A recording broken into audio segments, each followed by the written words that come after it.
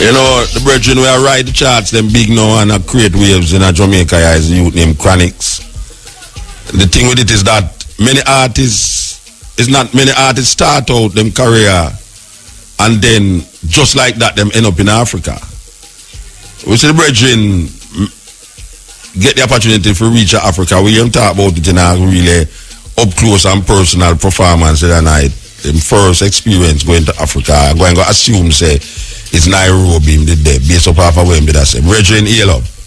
Blessed love, Mutabaruka, man. Chronixx, so you know, man. All right, sir. Now, based up half a hour you talk, you know, it sounds like it's Nairobi, Kenya, you did go. Yes, man. Oh. That was the place. All right, so it seemed to me that it was taken back to see the modernization of Africa in such magnitude.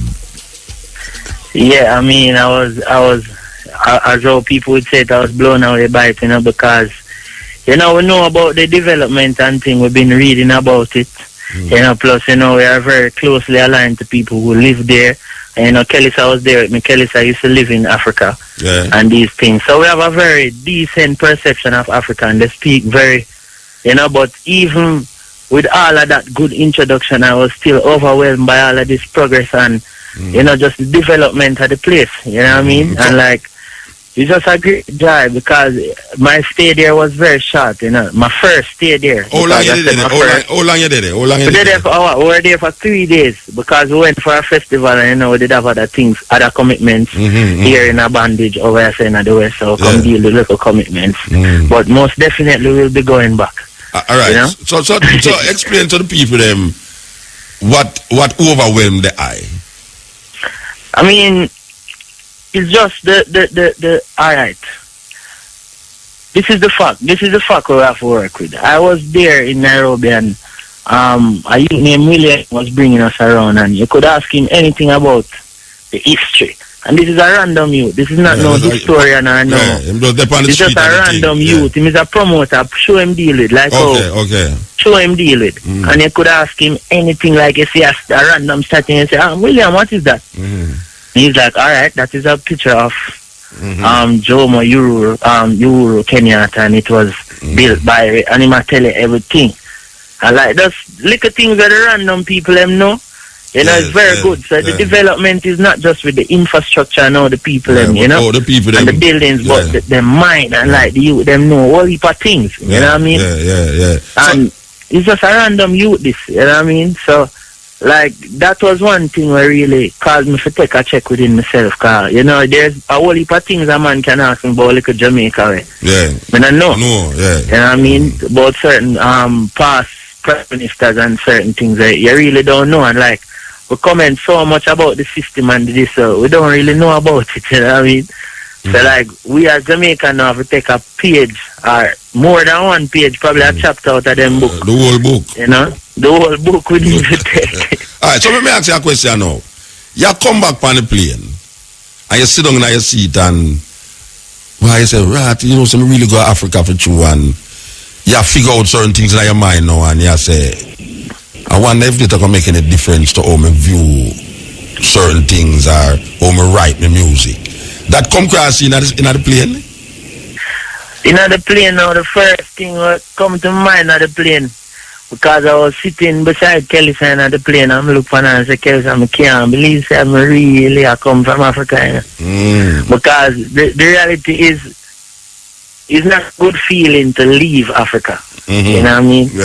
Like leaving Africa, I come like you want mad car. Me I say, like you left your mother. Me can live. No, me can live this in a motor. Like say, you know, some people talk and them say, boy, you would live this Africa so. Nice and Africa this, but me definitely can live this. So it's not an issue as if, you know, would I live there or not. So I wasn't very happy coming back, but what the flip side to it now, I was seeing it as an opportunity now, because no few to experience it for themselves. Me most definitely.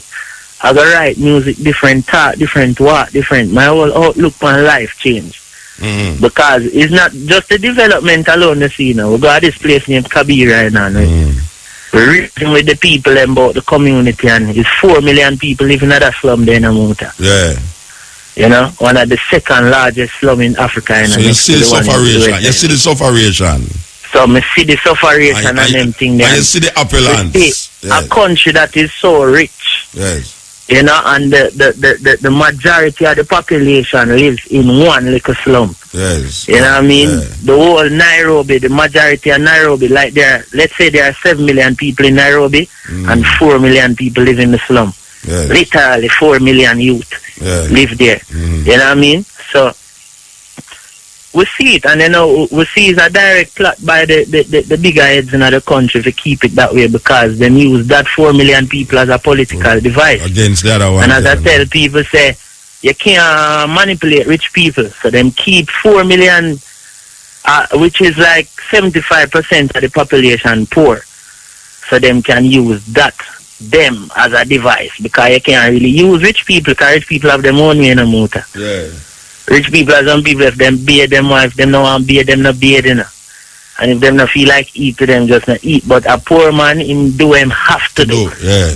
You know what I mean? So them keep that little percentage of poor. So it's like it's a thing now, we'll go there and see, and just man put it this way, if Kenya is just the magnification of the situations in Jamaica, good and bad. Yeah. You know, so if something is good in Kenya, if something is good in Jamaica, it is 10 times as good in Kenya. Yes. And if there is something bad in Jamaica, it's like 10 times worse in Kenya. You know what I mean? The only thing is that Jamaica have more crime going than in Kenya. Of course. Of course. It's more crime. You have to, and the thing is, I reach Kenya, the first thing I do, I take out my phone and start post a pretty picture, because all me I see appear beauty. You know, it's like the place already look like when you edit a picture already. Yes, yes. So the place look like when you take a picture and pretty it up. So the place look in real life. So the first thing we do was start posting pictures, and a lot of people commented and was like, is this really Africa? Are you in New York? Where are you? You know, because more people see them thing then, because for too long, you know, we have been, the worst has been on display the over images, here in the West. Well, you have 50, you have 50 odd more countries in Africa for go. Yeah, me personally. And based up of how the eye move as you know, it's not far-fetched for eyes to say the eye go travel enough in Africa. Yeah, man. Yeah, man. We have the country them marked down, because the thing is, I never know I could bring myself to Kenya so fast. Yes. You know, I really never know. That was the first place.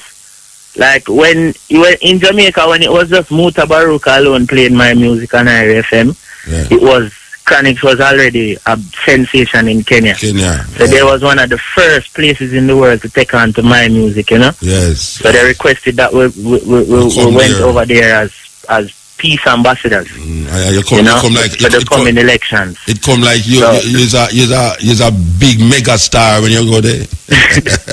You know, so it's like, and the thing is, them treat stardom different, you know, because stardom for them is not the person, you know, it's the music. Yes. So that's one thing I love about Africa, because I can walk anywhere in Africa and nobody will pay no mind. Yes. But when you're singing, that's when people come like them with a one dry off of the stage, and when you come out, it's good. May I tell you, man? You know? There are some places where them throw money upon the stage, man. Yeah, man. Enough money upon the stage. It's like, it's the music is the celebrity, which is the right way, because look, we are not the individual, and I don't like celebrity thing. You know, the song is more powerful than even me, because me is just the vessel, you know. And what is inside of the vessel is what matters most, you know what I mean? Yeah. So when we put what is inside of the vessel out to the people them, and if you see the people them treat that, because in a Jamaica, you know, the vessel them cherish, you know, like them throw it in the vessel and cherish the vessel. Yeah. You know? Me like your combination with the daughter. What you call it? What's your name? Kelly, sir. I mean, when we see the other night, the little unplugged vibes. Yeah. Nice, sweet. And it's same way how we do it in Africa. That was the same exact. Okay. And the people them behave like how people behave at carnival, under the acoustic vibe. Real. As I say, Kenya is Jamaica with amplified. Double dose adrenaline. Amplified. Like, you know what I mean? Yes. One artist went there and came back and said, Kenya is Jamaica on steroids. Yes. You know what I mean? The people, they are very energetic, and like they sing every song with their word for word. You'd wonder if it's for them song. Like a Jamaica them come from. Yeah, and then now Kelly, now she lived in Tanzania, and so she know Swahili. Yes. So she go up here now and go sing one song what she write in Swahili. I worry is that. Like them with that. I worry is that. Worry is that when you're a Jamaican that sing Swahili. Me say the man them come like them that want to take her off of the stage now. Yeah. So like we give thanks to all of them things because Kenya is not a hit song place. Yeah, it's a song. So me go there and sing something or mean something to them and just start want the most way and so we have to give thanks. Jamaican audience beats up off a hit song. For you sing a hit song, you can't come off of the stage. Yeah, man. Them no want to hear something with them don't know. Them no want to hear something with them don't know. I see artists go on stage and perform 12 songs and people stand up during 11 of them. And when them hear the first, the last one. And when him sing the one tune, then clap and go on the most and then him come off. Yeah. Well, if I say go for me, he would have just like to go sing my one song and leave, And I'm not saying me stand up and me I sing my song and me I go and buy soup. And there's like a kill time. I wait for me to sing the hit song. Come on, you get branded. That means the way you try bring cross is not what them is dealing with. Them want hear the part where them regular know it and from them that them exactly. So them get them lick you with a song, like you become a song rather than recognize right that now, message. We just want to urge Jamaica to take up the book from Africa and read it. Yes.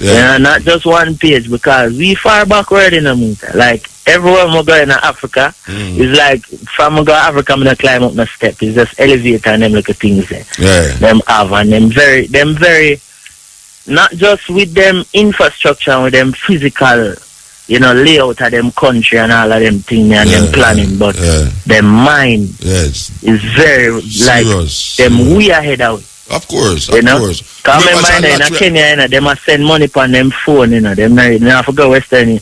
Take a taxi, you pay for the money on your phone, Pay for the taxi fare. We still have struggle to get the money on the phone.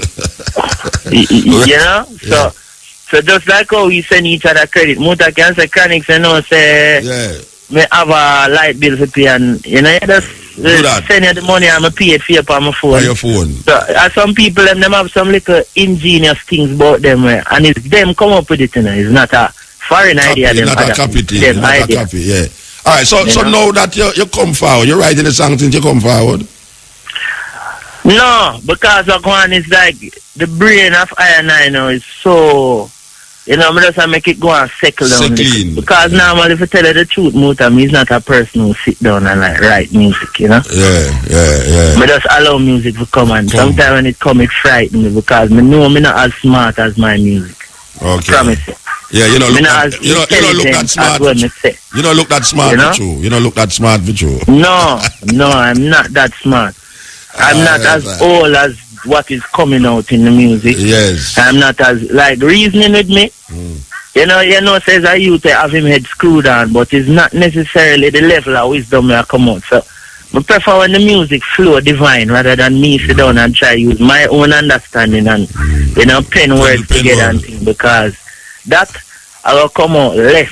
So the touring circuit in the summer there in Europe and things, I got see enough of you through you don't set up certain things and you got to do the touring circuit in Europe this year. We leave in April for Europe. Yes. For I think it's for like 14 days or 12 days.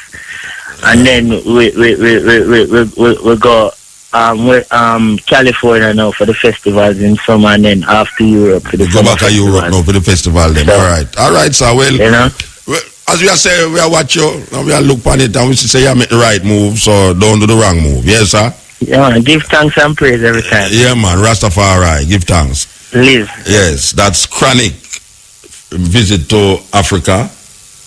Really sweet. The boy should get to go to Africa in this young part-time career. Some people don't even reach there, they must sing for decades.